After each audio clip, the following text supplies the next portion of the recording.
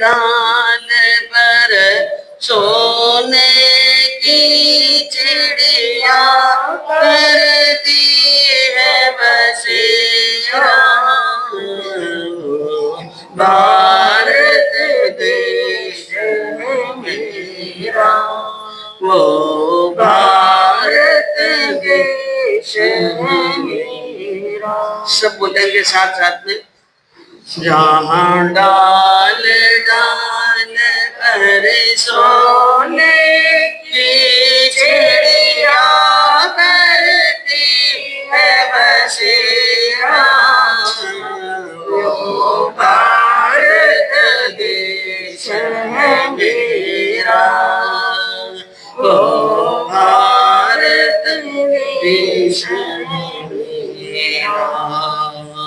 जहाँ सत्य अहिंसा और धर्म का पग पग लगता डेरा। वो भारत देश है मेरा, वो भारत देश है मेरा। जहाँ सत्य अहिंसा और धर्म का पग पग लगता डेरा। वो भारत देश है मेरा, वो भारत देश है मेरा। यह धरती वो जहाँ ऋषि मुनि जपते प्रभु नाम की माला।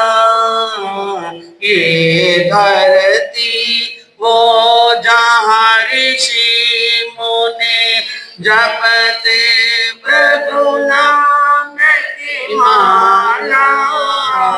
जहाँ हर बालक एक मोहन है और राधा एक बाला। जहाँ हर बालक एक मोहन है और राधा एक बाला। राधा एक बाला। जहाँ सूरज सबसे पहले आकर डाले अपना डेरा। वो भारत देश है मेरा, वो भारत देश है मेरा। जहाँ डाल डाल पर सोने की चिड़िया करती है बसेरा। भारत देश है मेरा, वो भारत देश है मेरा।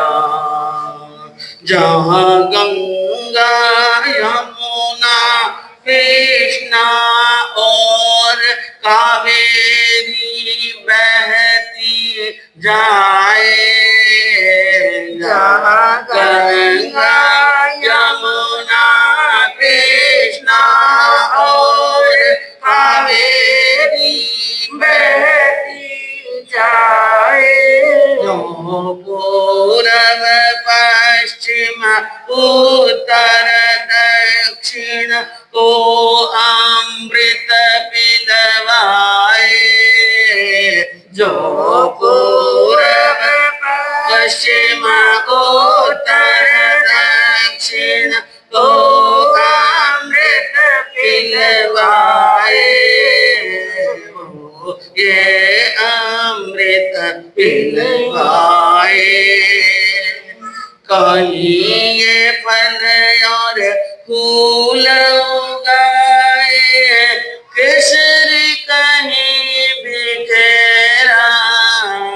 वो भारत देश है मेरा, वो भारत देश है मेरा। कहीं ये फल और फूल उगाए, केसर कहीं बिखेरा, भारत देश है मेरा, वो भारत देश है मेरा। जहाँ डाल डाल पर सोने की चिड़िया करती है बसेरा, वो भारत देश है मेरा, वो भारत देश है मेरा। सर्वज्ञ सर्वदर्शी चरम तीर्थंकर अहिंसा के अवतार विश्व वंदनीय शासनपति श्रमण भगवान वर्धमान महावीर के पावन चरणों में कोटि कोटि वंदन। हृदय के अनंत अनंत आस्था के केंद्र से यमधन के दाता, संसार सागर से किरणे का सन्मार्ग बताने वाले पूज्य गुरु भगवान श्रमण सूर्य दिव्य विभूति 1008 श्री मर्दर केशरी मिश्री मंजी महाराज साहब के पावन चरणों में कोटि कोटि वंदन। अहिंसा दिवाकर लोकमान्य संत शेरे राजस्थान वरिष्ठ प्रवर्तक पूज्य गुरुदेव श्री रूपचंद जी महाराज साहब के पावन चरणों में कोटि कोटि वंदन।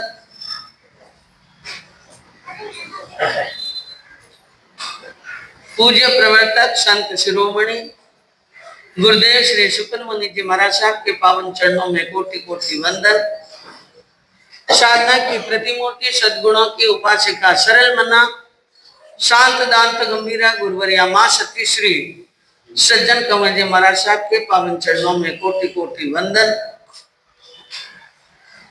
धर्म प्रेमी बंधुओं, शीलवती माता बहनों, आज आजादी का पर्व है, 15 अगस्त है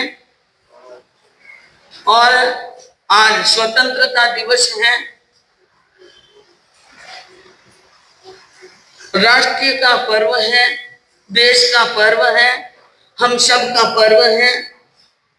आजादी के इस पर्व के बारे में मैं अपने भाव व्यक्त करूं, उनसे पहले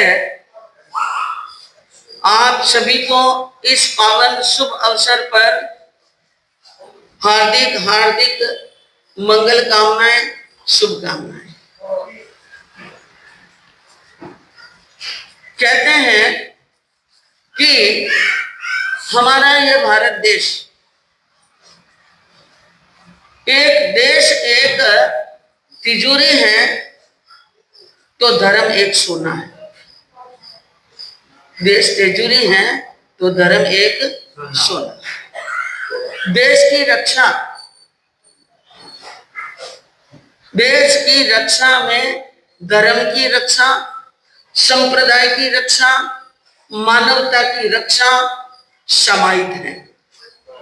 देश सुरक्षित है तो हम सुरक्षित। देश एक चीज है हमारे सामने, एक है राष्ट्र, एक है समाज और एक है धर्म। अब मैं आपसे पूछूं, इन तीनों में सबसे बड़ा कौन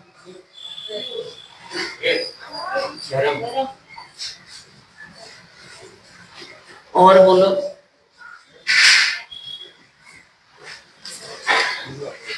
देश है, राष्ट्र है, समाज है, धर्म। राष्ट्र बड़ा है कि समाज बड़ा है कि धर्म बड़ा है? बोलो। राष्ट्र बड़ा है। राष्ट्र बड़ा है क्योंकि धर्म करने वाले धर्मात्मा की रहते कहां पर हैं? राष्ट्र में। इसलिए तो हमारे आर्य और अनार्य देश के बारे में भी भगवान ने बताया कि आर्य देश में ही धर्म होता है, अनार्य में नहीं। क्योंकि अनार्य देश में धर्म नहीं हो सकता है। तो राष्ट्र सबसे बड़ा है राष्ट्र। राष्ट्र है तो समाज बढ़ेगा, और समाज है तो धर्म बढ़ेगा, और वही धर्म महान है जो राष्ट्र रक्षा और राष्ट्र प्रेम की प्रेरणा देता है। हमारे भगवान महावीर ने साधुओं के लिए, श्रावकों के लिए देश का बहुत बड़ा महत्व बताया, राज का बड़ा महत्व बताया। आप प्रतिक्रमण करते हैं, जिसके अंदर प्रतिक्रमण आपको याद हो तो आपके प्रतिदिन के प्रतिक्रमण में एक लाइन आती है, राज विरुद्ध काम किया। क्या किया हो? हाँ, राज के विरुद्ध, राष्ट्र के विरुद्ध कुछ भी करना भगवान की आज्ञा नहीं है, ना संत को है और ना एक श्रावक को है। और जैन धर्म कभी भी राष्ट्र विरोधी धर्म नहीं रहा कि राष्ट्र क्या चाहता है और हमारा धर्म क्या चाहता है। न हमारे धर्म गुरुओं ने ऐसी शिक्षा दी, न हमारे महावीर ने दी। और सभी धर्मों में आज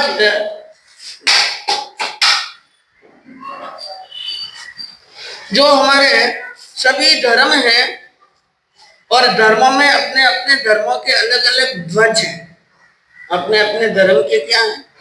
किसी के केसरिया है, किसी के सफेद है, किसी के पचरंगा है। लेकिन सबसे बड़ा ध्वज कौन सा है? हाँ, बोलते रहो, आप तो यूं बोलो कोई जन आज नवा नवा ही जाया होता है। सबसे बड़ा ध्वज कौन सा है? जब तक ये तिरंगा फहराता रहेगा ऊपर, तो इनके नीचे सारे धर्म पनपते रहेंगे। और अगर तिरंगे की जगह पर कोई दूसरा ध्वज आ गया तो आपका ध्वज रहेगा कि नहीं? ये तो इतिहास बोलता है कि जब भी धर्म के ऊपर, हमारे देश के ऊपर 20 जातियां आई, मुगल आए, अंग्रेज आए, तो उन्होंने हमारे धार्मिक स्थलों को नष्ट और भ्रष्ट कर दिया था। हमारे संतों को मौत के घाट उतार दिया था। हमारे धर्म के चिन्हों को मिटाने के लिए लाइब्रेरियां की लाइब्रेरियां जला दी गई थी। तो आज मानना पड़ेगा कि सबसे बड़ा ध्वज कौन सा है? तिरंगा झंडा है। और आज इनके सम्मान में, आज तिरंगे के सम्मान में हमें क्या करना चाहिए? हर घर के ऊपर एक छोटा सा ही एक ध्वज लहराना चाहिए। आज क्या लहराना चाहिए? हर घर पर, हर घर के ऊपर अपनी ऊंची दीवार पर और ऊंची जो जगह है वहां पर छोटा सा ही लहराए। लेकिन आज अगर एक सच्चा प्रेमी है, अगर सच्चा देश का भक्त है, तो अपने घर पर क्या लहराएगा? ध्वज लहराएगा। और उनका सम्मान, इस ध्वज का सम्मान करना धर्म का सम्मान करना है, महापुरुषों का सम्मान करना। याद रखना, याद रखना इस बात को कि इसका सम्मान करना, धर्म का सम्मान करना और महापुरुषों का सम्मान करना है बंधुओं। क्योंकि बताया, जब भी राष्ट्र पर संकट आया, जब भी राष्ट्र पर संकट आया, तो हमारे संतों ने राष्ट्र प्रेम के गीत बनाए। जैसे केवल मुनि जी महाराज की किताब देख लो, और कई संतों ने, जिस समय यहाँ पर स्वतंत्रता संग्राम चल रहा था, आंदोलन चल रहा था, उस समय हमारे संतों ने ये महावीर की जन्मानी उत्तराध्याय और ये पनमणा सूत्र के व्याख्यान के पहले राष्ट्र प्रेम की क्या करते थे बात। हर संप्रदाय में, हर संत ने, चाहे वो पूज्य जवाहरलाल जी महाराज साहब हो, आचार्य जवाहरलाल जी महाराज, चाहे वो मर्दर केसरी हो, कोई भी हो, उनके सामने यानी वहां पर उनका पहला लक्ष्य होता था देश के प्रति जनता का प्रेम, देश के प्रति जनता का कर्तव्य और देश के प्रति जनता को क्या करना चाहिए वो सिखाया और वो बताया उन संतों ने। और आपको मालूम होना चाहिए कि पूज्य गुरुदेव मर्दर केसरी जी महाराज साहब ने राष्ट्र एकता और अखंडता के लिए स्वतंत्रता सेनानियों के साथ साथ गांव-गांव और नगर-नगर गए और वहां पर उन्होंने व्याख्यान में देश प्रेम की क्या दी थी? प्रेरणा दी थी। और उनकी इन प्रेरणा के कारण से जिस समय देश आजाद होने की बात हो रही थी, उस समय अंग्रेजों ने गुरुदेव मर्दन केसरी जी महाराज साहब को गिरफ्तार करने के बाद कारण 3 वारंट निकाले। 3 बार क्या निकाले थे? आपको इस बात का पता है कि नहीं है? क्योंकि उस समय वो स्वतंत्रता सेनानियों के साथ में यानी गांव-गांव जाते थे और वहां पर देश प्रेम की बात करते थे। तो 3 बार गिरफ्तारी का वारंट आया, लेकिन गुरुदेव किसी लाट साहब से भी डरने वाले। हाँ, वे संत अगर जेल में भेजा तो जेल में जाने के लिए भी क्या है, तैयार हैं। उनका यज्ञ नहीं थमा और वो चलते रहे। और विक्रम संवत 1984 सन नहीं बोल रही हूं मैं, विक्रम संवत 1984। अब कहीं चाल रही है 2082। कितना साल में गया? 98 साल। 98 साल पहले 98 साल पहले पूज्य गुरुदेव मर्दन केसरी जी महाराज साहब का चातुर्मास सोजत रोड में था।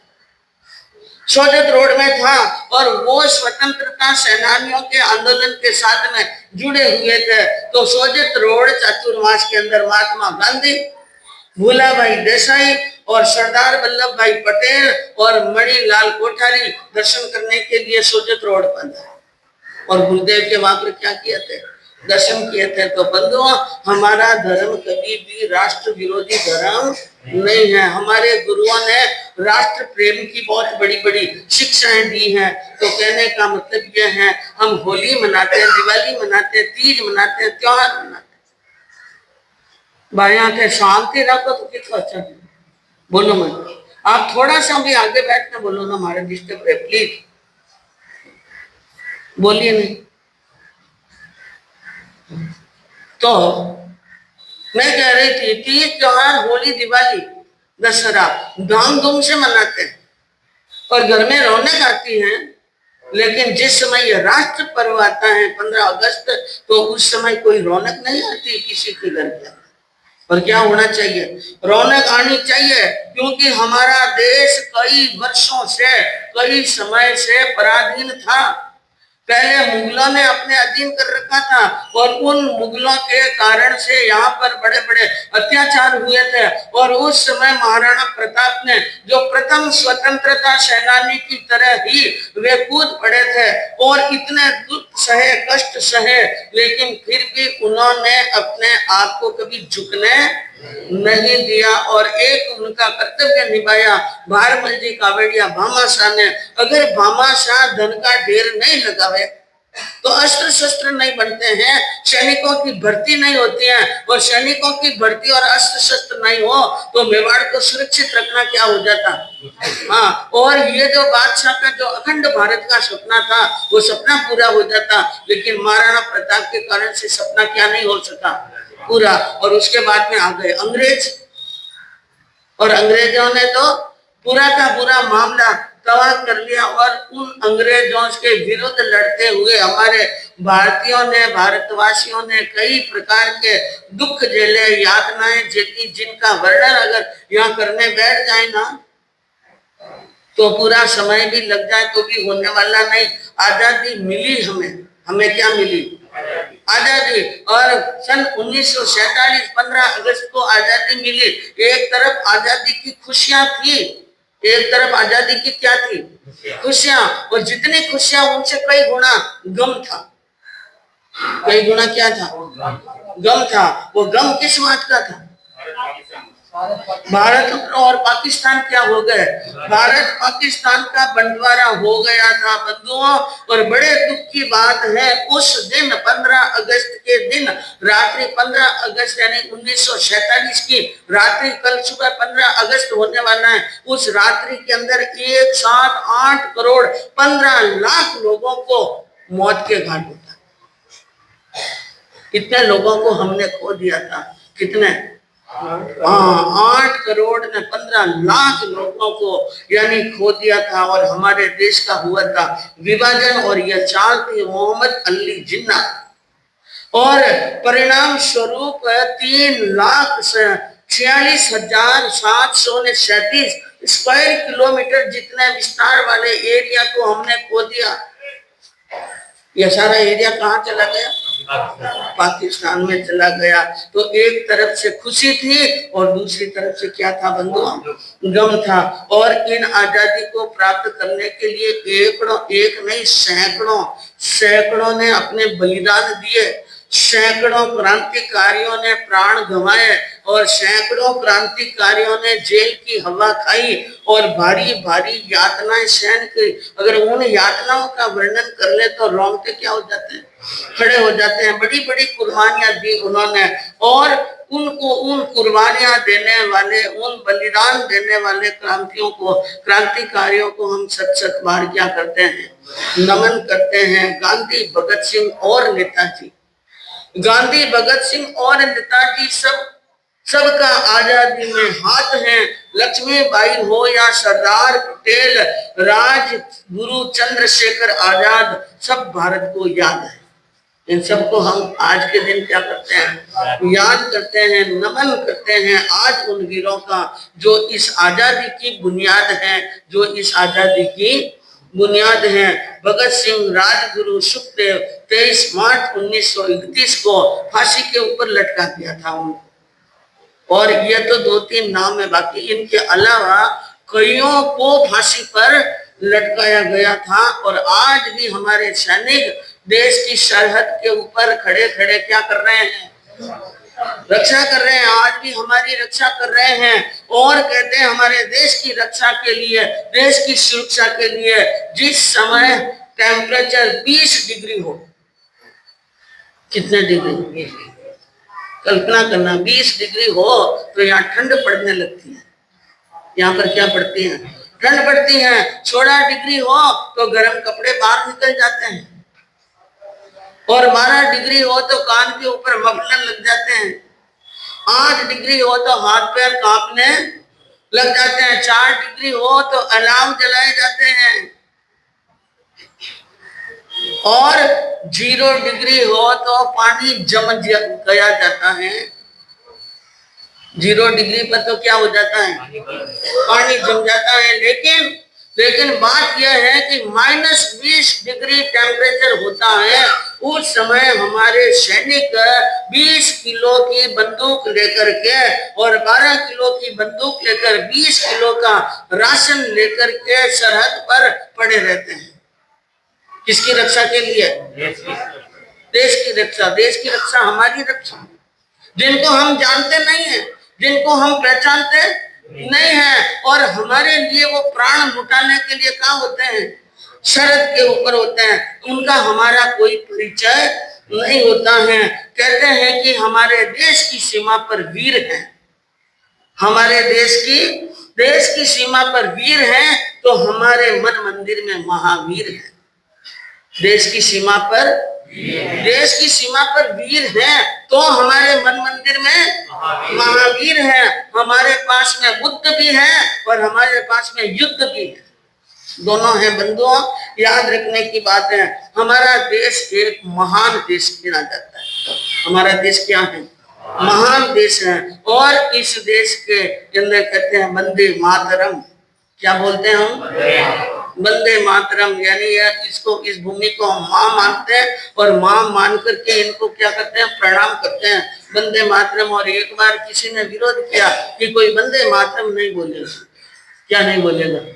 वंदे मातरम। लेकिन एक बात है बंधुओं, इस देश में अगर रहना है, अगर इस देश में रहना होगा तो वंदे मातरम कहना होगा।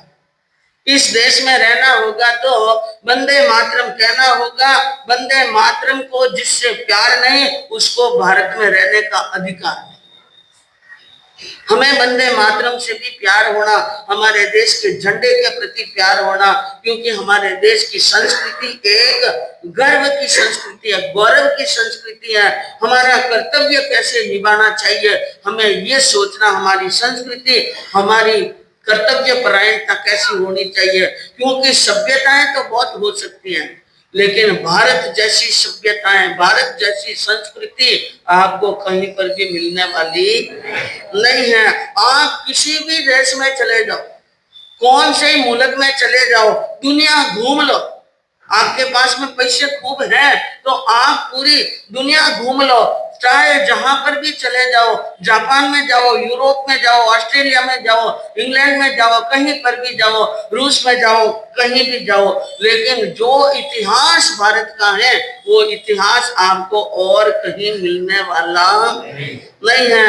हर देश का एक अपना इतिहास है, हर देश का इतिहास है, लेकिन हमारे भारत जैसा इतिहास नहीं है। हमारे भारत जैसा इतिहास और सभ्यता और संस्कृति नहीं है। जाओ किसी देश के अंदर, ऐसे व्यक्ति को ढूंढो, कोई ऐसा व्यक्ति मिल सकता है, घूम घूम करके देख लो, जिंदगी पूरी खत्म हो जाएगी, आपको ऐसा व्यक्ति नहीं मिलेगा जो पिताजी के वचनों का पालन करने के लिए 14 वर्ष के लिए हंसते हंसते कहां पर चले जाए। ऐसा राम तो भारत में पैदा होता है, ऐसा राम का होता है भारत के अंदर। ऐसा कहीं बेटा नहीं मिलेगा, किसी दुनिया के किसी देश में नहीं मिलेगा कि माता पिता की इच्छा हो और कावड़ बना करके कंधे पर रखकर 4 धाम की यात्रा करा ले। ऐसा बेटा कहां पर जन्म लेता है? भारत के अंदर। किसी देश के इतिहास में आपने पढ़ा हो तो बता देना और मुझे भी समझा देना कि इस प्रकार के बेटे भारत में जैसे हुए थे वैसे वहां पर भी हुए हैं। इतिहास इस बात का गवाही है कि भारत के अंदर एक भाई 14 वर्ष के लिए वनवास जाता है और एक भाई महलों में वनवासी बनकर के रहता है। कौन? हाँ, ऐसा भाई अगर किसी देश के पास में हो, ऐसा भाई किसी देश के पास में हो तो नाम बताना, ये सा बेटा तो कहां पर जन्म लेता है? इसी भारत के अंदर। और ऐसी कोई क्षत्राणी, ऐसी कोई स्वामी भक्त हो कि अपने स्वामी के बेटे की रक्षा के लिए अपने लाडले प्यारे बेटे को यज्ञ यानी बलिदान की बेटी पर नजरों के सामने उनके बेटे के ऊपर तलवार का वार किया जा रहा है और वो चुपचाप खड़ी खड़ी देख रही है। कौन? पन्ना धाय। किसको बचाने के लिए? महाराणा उदय सिंह, जो बच्चे थे उस समय, तो वो क्या थे? बच्चे। उदय सिंह को बचाने के लिए चंदन सिंह की बलि चढ़ा देती हैं। ऐसी स्वामी भक्त महिला किसी देश विदेश में मिले तो कहना, ऐसी महिला कहाँ मिल सकती हैं? हमारे भारत में मिलेगी। दुनिया में ऐसी स्वामी भक्त मिलने वाली नहीं, ऐसी कोई शौर्य वाली बालाएं नहीं है कि मेरे पिता का मस्तक नीचे ना झुके किसी के सामने। इसलिए आजीवन शादी का त्याग कर दिया। शादी का क्या कर दिया? ब्राह्मी और शूद्री। कौन थे वो? ब्राह्मी और शूद्री। और ऐसी संपदा किसी भी देश के पास में नहीं है, ऐसा वैभव किसी देश के पास में नहीं है कि घास की रोटी खाना स्वीकार है लेकिन किसी के सामने माथा नहीं झुकाना।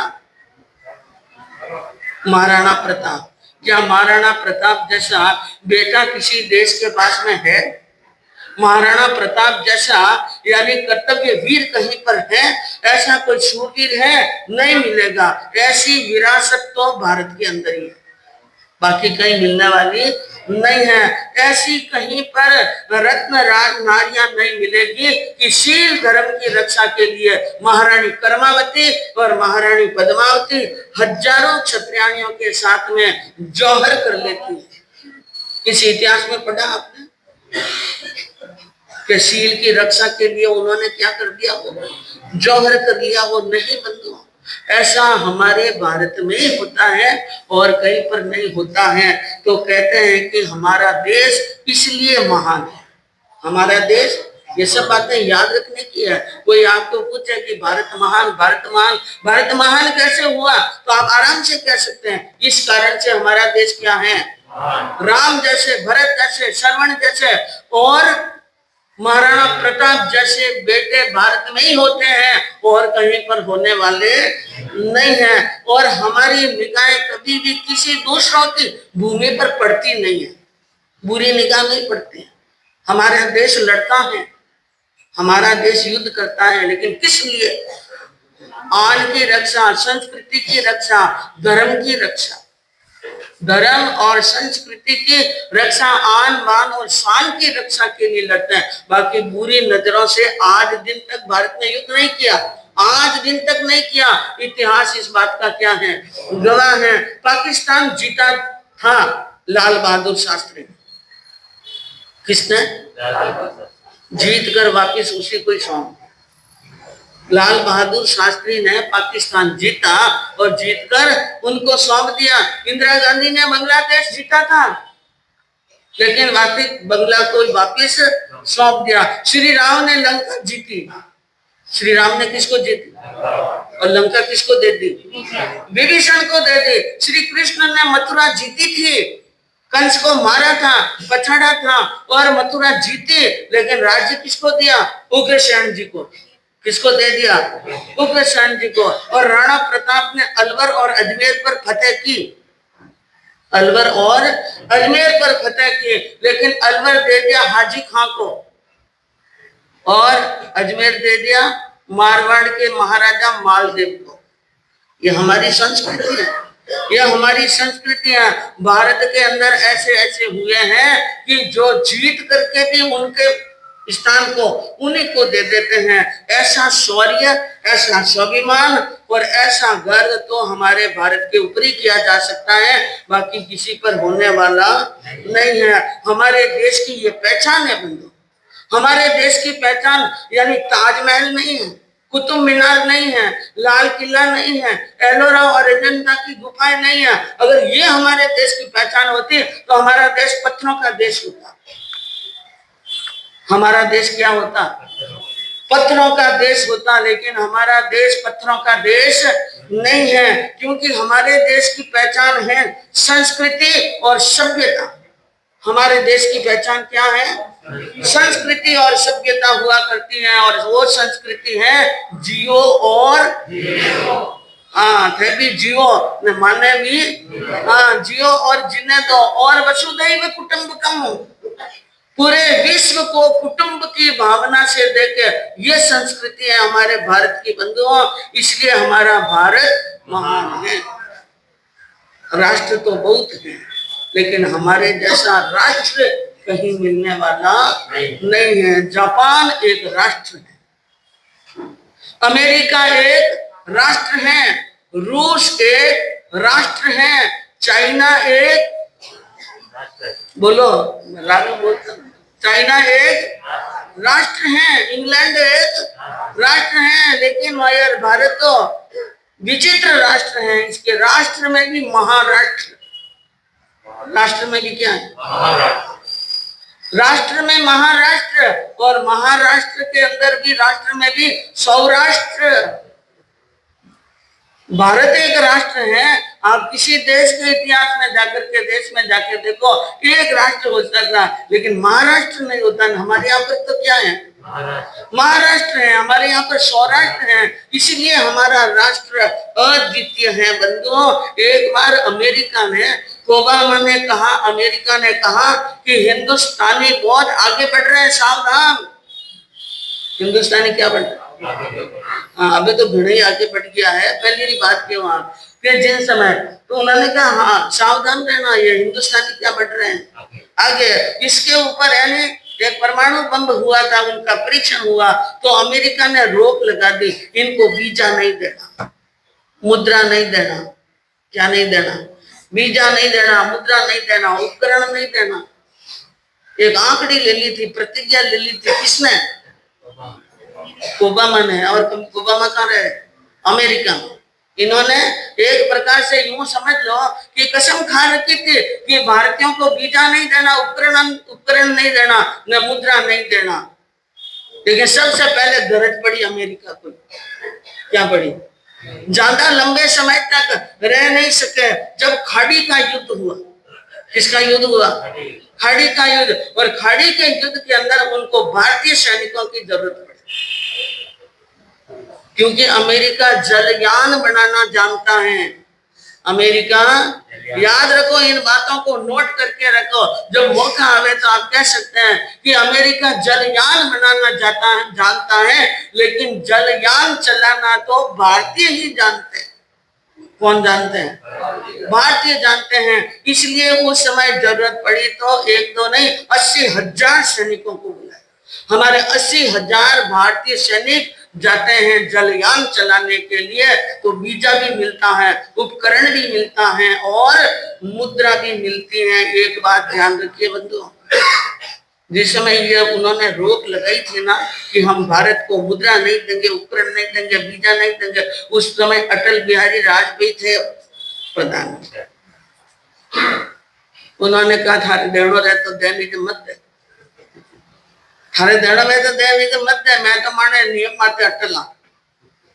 अटल बिहारी ने कहा और उस समय वाजपेयी ने कहा और बाद में उन अमेरिका को देने पड़े, उनकी जबान पार नहीं लगी। और बंधुओं एक बात और है, हमारे यहाँ पर भारत के अंदर ध्यान रखने की बात है, अमेरिका दादा बन सकता है, क्या बन सकता है? दादा बन सकता है, चाइना बाप बन सकता है, और हिंदुस्तान, हाँ हमारा भारत क्या है? वे दादा बन सकते हैं, बाप बन सकते हैं, लेकिन भारत क्या है? माँ, माता है, बहुत बड़ा दर्जा है माँ को। और इसको माता क्यों कहते हैं ये भी जान लीजिए आप 5 मिनट के अंदर कि इसको माता क्यों कहते हैं। इनके पीछे एक बहुत बड़ी मार्मिक घटना है। ये तो घटना है द्वितीय विश्व युद्ध की, लेकिन भारत को तो बहुत कहने से क्या कहते थे? माता। यह द्वितीय युद्ध के समय की बात है कि भारत के सैनिक और जापान के सैनिक सीमा पर लड़ रहे थे और लड़ते लड़ते जापान के एक सैनिक ने भारतीय सैनिक को घायल कर दिया। भारतीय सैनिक को क्या कर दिया? घायल कर दिया। अब भारतीय सैनिक भी घायल पड़ा है नीचे धरती पर और जापान का सैनिक भी नीचे पड़ा है, दोनों घायल हुए। और जैसे मान लो यूं समझ लो कि जीवन के अंतिम क्षणों में लड़ रहे हैं, मौत से लड़ रहे हैं। जापान का जो सैनिक था वो पानी पानी पानी ऐसे बोल रहे हैं, उनको प्यास लगी थी, उनको क्या चाहिए था? पानी। ये सच्ची घटना बोल रही हूँ, काल्पनिक घटना नहीं है, ऐतिहासिक घटना बोल रही हूँ मैं। वो पानी पानी कर रहा था। भारत का सैनिक ने क्या देखा? भारत के सैनिक के पास में पानी था, भारत के सैनिक के पास में पानी था। उसने विचार किया, उसने हथियार नीचे डाल दिए हैं, मैं भी नीचे पड़ा हूँ, अब न ये सैनिक रहा न मैं सैनिक हूँ, मुझे मेरी मानवता मेरी सभ्यता का रक्षण करना चाहिए, मानवता का नाता निभाना चाहिए। उसने कहा भैया मेरे पास में पानी है, मेरे पास में पानी है, मैं तुम्हें पानी पिला दूं। जैसे तैसे बड़ी मुश्किल से उठा और पानी की बोतल लेकर के उस जापानी घायल सैनिक के पास में गया, उनको पानी पिलाने के लिए नीचे झुकता है और हाथों हाथ जापानी सैनिक एक तेज धार वाला छुरा निकालता है और भारतीय सैनिक की छाती में घोंप लेता है। क्या करता है? भारतीय सैनिक की छाती में छुरा घोंप लेता है और वो घायल होकर के पड़ जाता है। दोनों घायल थे और कहते हैं कि फौजी जो शिविर लगे हुए थे घायलों का इलाज करने के लिए, उन हॉस्पिटल के अंदर दोनों को दाखिल कराया गया और दोनों बेहोश थे और उस समय उनका इलाज चला और खुदा को उनकी मौत मंजूर, भगवान को उनकी मौत मंजूर नहीं थी, इसलिए दोनों जीते रह गए। 8 दिन के बाद में आंखें खुली। कितने बन गए? 8 दिन के बाद में आंखें खुली और आंखें खुली तो जापान वाले सैनिक ने देखा कि मेरे बाजू वाले पलंग पर भारतीय सैनिक सो रहा है और भारतीय सैनिक ने देखा मेरे बाजू वाले पलंग पर कौन सो रहा है? जापानी। दोनों की नजरें मिली। भारतीय सैनिक के पास में दूध पड़ा था, भारतीय सैनिक के पास दूध पड़ा था। उसने कहा भाई उस दिन मैं तुझे ठीक तरह से पानी नहीं पिला सका, उस दिन मैं तुम्हें ठीक तरह से पानी नहीं पिला सका, आज मैं तुझे दूध पिलाऊंगा। आज क्या पिलाऊं? बात सुनी तो जापानी सैनिक मन के अंदर विचार करने लगा, यह जिसको मैं मार रहा था, जिनकी मैं मौत चाहता था, वो आज मुझे क्या पिला रहा है? दूध पिलाना है। उसने कहा माफ करना भाई, उस दिन मैंने पानी नहीं पिलाया, आज दूध पिलाऊंगा। जब वो नजदीक आया उसने कहा माफ करना, मैं तो तुम्हारी मौत चाहता था और तू मुझे क्या पिला रहा है? हाँ, गले मिल गया।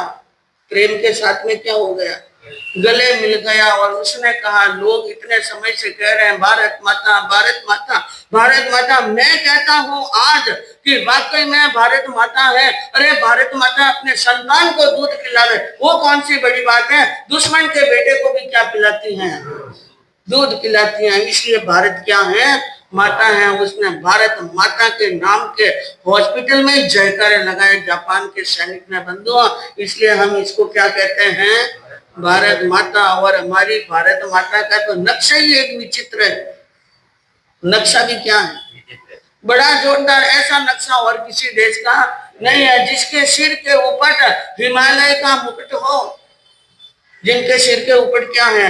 हिमालय का मुकुट है। और जिनके यानी दोनों देश के दोनों पंजाब और शिखर तो हिमालय है, पंजाब और सिंध दो बाजुएं हैं। और कहते हैं कि नर्मदा नदी उनकी करदनी है। नर्मदा आदि बहती है पूर्व से पश्चिम। क्या बहती है? पूर्व से पश्चिम। तो नर्मदा एक प्रकार से करदनी, करदनी यानी कंदोरा। करदनी का मतलब क्या हुआ? कंदोरा। पूर्व और पश्चिमी घाट उनकी दोनों जंगाएं हैं। और उनके चरण कहाँ जाते हैं? कन्याकुमारी। हिंद महासागर चरण का प्रक्षालन कर रहा है। सिर के ऊपर मुकुट, चरणों का प्रक्षालन कौन कर रहा है? हिंद महासागर। ऐसा हिंद महासागर चरणों का प्रक्षालन करे और हिमालय मुकुट की तरह शोभा प्राप्त कराता है। तो ऐसा तो नक्शा हमारे भारत का ही हो सकता है बंधुओं। हमारे यहाँ पर कई वीर हुए जिसके अंदर समय तो आ रहा है पूर्णा 10 कितनी बजे तपस्या के भी पचकाने में एक किस्सा कह दूं। इन स्वतंत्रता सेनानियों के अंदर हमारा एक जैन भाई, एक नहीं जैन भाई तो बहुत थे, लेकिन मैं एक की ही बात कहूंगी आपको। एक जैन भाई अमरचंद बांटिया, जिसका नाम क्या है? अमरचंद बांटिया। जिस समय झांसी की रानी लक्ष्मीबाई अंग्रेजों के साथ में लड़ रही थी और गर्मी का मौसम था और ग्वालियर के मैदान जंग में लड़ाई चल रही थी। कहां पर? ग्वालियर के अंदर। और वहां पर उस समय अंग्रेजों के विरुद्ध लड़ाई हो रही थी। उस समय यानी लक्ष्मीबाई को ऐसी तो तेज गर्मी, जहां पर यानी लू की लपटें चल रही हैं, तेज गर्मी पड़ रही है और सिपाही युद्ध लड़ रहे हैं। और उस समय यानी आर्थिक संकट आ गया। क्या आ गया? आर्थिक संकट आया। उन आर्थिक संकट के अंदर अमरचंद बांटिया ने क्या किया बंधुओं? जो ग्वालियर का जो खजाना था धन का, जिन खजाने का नाम है गंगा जली। क्या नाम है? बहुत बड़ा अकूत खजाना, बहुत बड़ा खजाना था। उस आर्थिक संकट में देश की रक्षा हो, देश की सुरक्षा हो, इसलिए अमरचंद बांटिया उस समय कोषाध्यक्ष थे। ग्वालियर के वो क्या थे? खजांची थे। ग्वालियर के खजाने के खजांची थे। तो ग्वालियर का जो वो खजाना था गंगा जली, वो खजाना लक्ष्मीबाई के वहां पर आर्थिक संकट में सहायता के लिए भेज दिया गया। और आपको मालूम होगा कि ग्वालियर का जो राजा था सिंधिया, सिंधिया जो सम्राट था वन का, वहां वो अंग्रेजों के पक्ष में था। किसके पक्ष में? क्योंकि हमारे भारत में शूरवीर और महावीर तो हुए, लेकिन यहाँ पर गद्दार भी बहुत क्या हुए। अगर गद्दार नहीं होते तो देश गुलाम होता ही नहीं, लेकिन हर वक्त हुए हैं गद्दार पैदा। हर वक्त गद्दार पैदा हुए हैं। आज भी हो सकते हैं, कल भी हो सकते हैं। और उन्होंने क्या किया? उन्होंने उनके ऊपर मुकदमा दायर कर दिया, उसको राजद्रोही घोषित किया। किसको? अमरचंद बांटिया को गिरफ्तार कर लिया। और उसको जो यातनाएं दी बंधु अमरचंद जी बांटिया को, उनको कई घंटों तक मुर्गा बनाए रखता था। और मुर्गा बनाने के बाद में पेड़ के ऊपर ऊंधा लटका कर, उल्टा लटका कर चाबुकों की क्या पड़ती थी? मार पड़ती थी। और उनको हाथ और पैर, दोनों हाथ मानकर, दोनों पैर मानकर, इधर पैर खींच रहा है, इधर वो पैर खींच रहा है, इधर वो हाथ खींच रहा है, इधर वो हाथ, ऐसे चारों तरफ से बांधकर उनके अंग को खींचा जाता था। किसके अंग को? अमरचंद भाटिया को। और उनको उनके गुप्तांग पर बड़ा वजन बांध करके उनको दौड़ाया जाता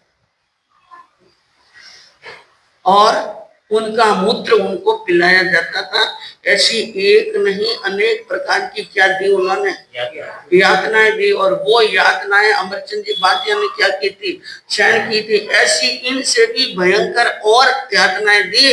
और जो जो हमारे क्रांतिकारी स्वतंत्रता सेनानी जो जो होते थे और उनको वो वहां पर बंद कर लिया जाता था और जेलों के अंदर कईयों के नाखून निकाल दिए जाते, कईयों पर उबलता हुआ तेल डाल दिया जाता और कईयों को उबलता हुआ पानी डाल दिया जाता, कईयों की आंखों के अंदर भाले झोंक दिए जाते। ऐसी ऐसी वेदना।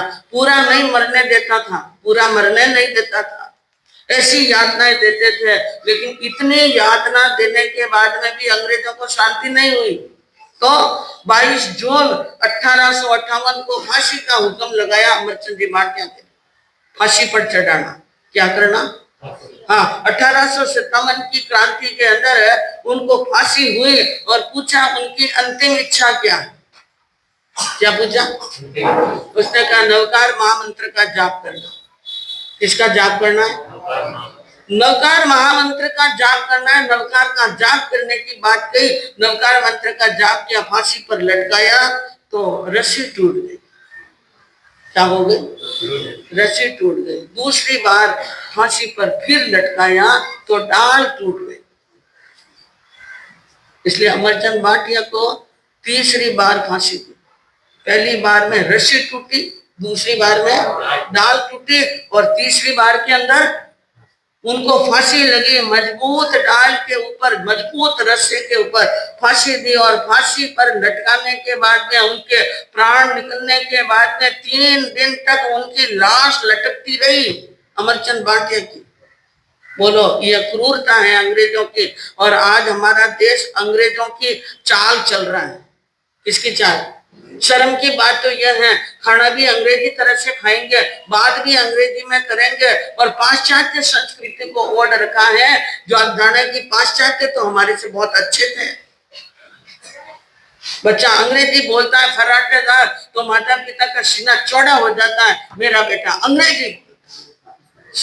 और हिंदी बोल दे, मारवाड़ी बोल दे तो शर्म आ जाए, माँ तो नीचे झुक जाए। अंग्रेजी बोले तो बेटा, अंग्रेजी बोले तो राज्य है। और देखो अंग्रेजों का इतिहास देखो, क्या क्या किया अंग्रेजों ने हमारे साथ में। और आज पाश्चात्य संस्कृति को अपना कर गौरवान्वित हो रहे हैं। हमारी जैसी संस्कृति तो और कहीं पर है नहीं। याद रखना बंधुओं, उन्होंने अमरचंद जी ने इतनी यातनाएं सहन की। 3-3 दिन तक उनके चाहते, उनके घर वाले, परिवार वालों ने 3-3 दिन तक रोटियां नहीं खाई। वो 3 दिन लाश क्यों लटकाए रखे? कि जो अंग्रेजों के विरुद्ध जाएंगे उनका हाल कैसे होगा। बस ये एक आतंक फैलाने के लिए उन्होंने ऐसा किया। और एक जगह नहीं किया बंधु, बहुत जगह पर किया। तो आज मैं आपसे ये कहना चाहती हूँ कि 1793 में जन्मे बीकानेर के अंदर अबीर चंद जी भाटिया के पुत्र थे अमरचंद जी भाटिया। उन्होंने कुर्बानी दे दी देश के लिए। ऐसे आप कहो तो एक नहीं बहुत सारी कहानियां हैं जिन्होंने जैनों ने भी क्या दी है। हाँ, हमारे महाजनों ने कुर्बानियां दी हैं बंधुओं। तो हम याद रखेंगे आजादी की कभी शाम नहीं होने देंगे। एक प्रतिज्ञा करें हम कि आजादी की कभी शाम नहीं होने देंगे और शहीदों की कुर्बानी बदनाम नहीं होने देंगे। शहीदों की कुर्बानियों को बदनाम नहीं होने देंगे। तो बंधुओं, हमें इतना करना, हमें अपने देश से प्रेम करना है, अपने देश से प्रेम करना है, हमारी अपनी संस्कृति से प्रेम करना है और हमारे अपनों से क्या करना है, हमें प्रेम करना है। तो आज आजादी का पर्व है। इनमें से इतनी बातें कही, कोई भी बात आपकी समझ में आई हो तो उन बात के ऊपर मनन करें, चिंतन करें। आज हमारे यहाँ पर